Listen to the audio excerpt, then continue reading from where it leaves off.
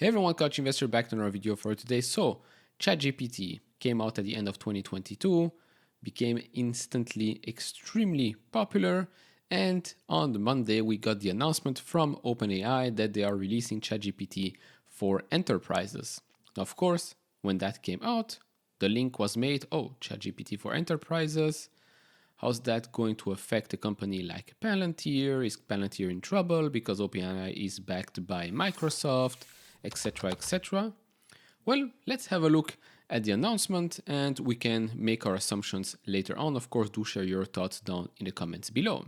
So, they are launching ChatGPT Enterprise, which offers enterprise-grade security and privacy, unlimited higher-speed GPT-4 access, longer context windows for processing longer inputs, advanced data analysis capabilities, customization options, and much more. We believe AI can assist and elevate every aspect of our working lives and makes teams more creative and productive. Today marks another step towards an AI assistant for work that helps with any task, is customized for your organization, and that protects your company's data.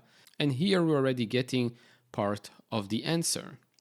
This has to be seen, should I say, as an AI assistant, basically a co-pilot for each and every employee. This is also something I said on X, and a certain Andre Carpati was actually confirming what I was saying. So Andre on X here says, in my opinion, the productivity amplification here is so large that organizations should be thinking about it as basic work tool, like a new kind of spreadsheets plus given out eagerly and by default. I could not agree more. So let's continue here. Since GPT's launch just 9 months ago, we've seen teams adopt it in over 80% of Fortune 500 companies. We've heard from business leaders that they'd like a simple and safe way of deploying it into their organization. Early users of ChatGPT Enterprise are industry leaders like Block, Canva, Carlyle, the Estee Lauder companies, PwC, and Zapier are redefining how they operate and are using ChatGPT to craft clear communications, accelerate coding tasks,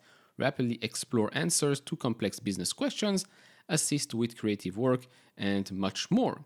So here we have an example by the CEO of Klarna. So at Klarna, we are constantly seeking innovative solutions to strengthen our employees' abilities and enable them to best serve our 150 million active users across the globe. With the integration of ChatGPT Enterprise, we are aimed at achieving a new level of employee empowerment, enhancing both our team's performance and the customer experience. Again, this is about doing more with less, so very, very efficient.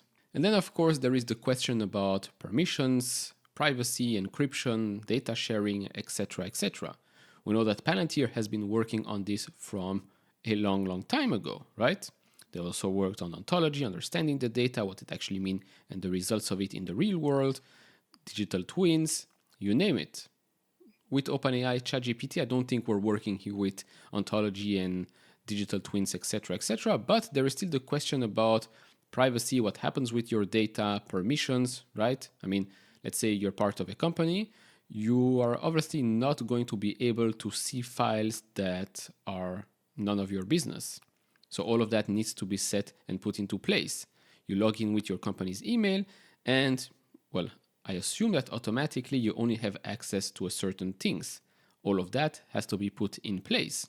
So, with regards to protecting your data, you own and control your business data in ChatGPT Enterprise. We do not train on your business data or conversations, and our models don't learn from your usage. This is very important to gain trust.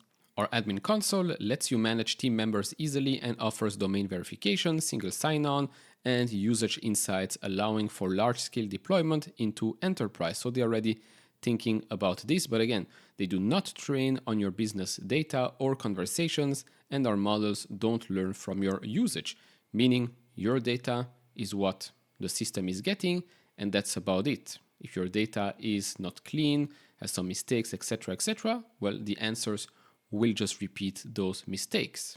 We get here another example by the head of data systems and integrations at Asana. ChatGPT Enterprise has cut down research time by an average of an hour per day, increasing productivity for people on our team.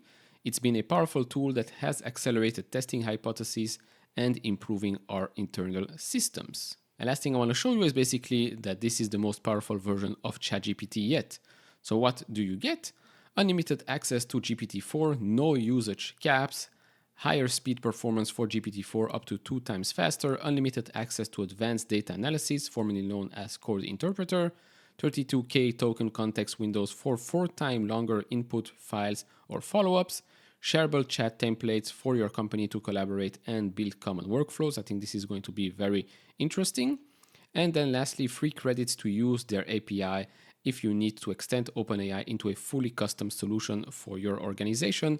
I think this is going to be used a lot. And of course, Azure is one of the things that will benefit from that. Now, talking about Azure and Microsoft, something interesting came out as well. So according to Unusual Whales, Microsoft starts rolling out Bing Chat Enterprise in Windows Copilot. This happened the exact same day as OpenAI's release. Now, if you've been following Microsoft, you know that they announced this already in July of 2023. So they announced the Bing Chat Enterprise and Microsoft 365 Copilot pricing. Of course, this was not going mainstream yet, but the announcement was there for early access users, etc., etc. But I still find that relationship between Microsoft and OpenAI pretty interesting. Both of them releasing the same or sort of the same product the same day, and it is a competing product as well. Peculiar to say the least. So going back to Microsoft here, Bing AI Chat on Chrome and its enterprise mode now live in the latest stable release. So they announced today that they're bringing Bing AI Chat on Chrome in addition to its native edge, as well as enterprise version. The new support for third-party browsers will allow more people to use Bing Chat to get answers to their questions, create content, and elaborate with others. This is going to compete directly with Bard, especially now that it will be available on Chrome as well. Remains to be seen what the usage difference will be. Again, I think Google Chrome can do a lot more when it comes to showing Bard off when you go and search on Google. I don't know what they're waiting for, but that's the situation today. Then lastly, I just want to show you how Microsoft is doing today compared to a mean of the last 10 years. So if you look at the PE ratio, it is higher than previously, 29.4 times compared to 24 times. EV to EBITDA, 20.2 times compared to just under 15 times. Price to sales of 10.2 compared to 6.9. Price to free cash flow, 40.4 times in the last 12 months. Previously, the mean here was 24.9 times. And as you can see here, shares outstanding, well, an outstanding track record. For the last 10 years, they have been buying back a lot of shares, and in return, increasing shareholder value. So, will this announcement hurt a company like Palantir? The answer to me right now is a clear no. I think Palantir's offering goes much deeper than just offering a copilot that answers basic questions or a bit deeper questions, but on the data that it has been fed, and it doesn't really learn that much about it, like they said. I think Palantir with ontology, with the digital twins, I mean, they do much more with the data. Of course, they do not sell your data, but people that use Palantir's Foundry, whether it's government, commercial, you name it, you get much more than just simple questions. Of course, Palantir does offer that chatbot-like feature, as we've seen on the battlefield as well. But if you are someone in the medical field, if you're someone in agriculture, etc., you're not just getting those answers that are plain and simple in that data.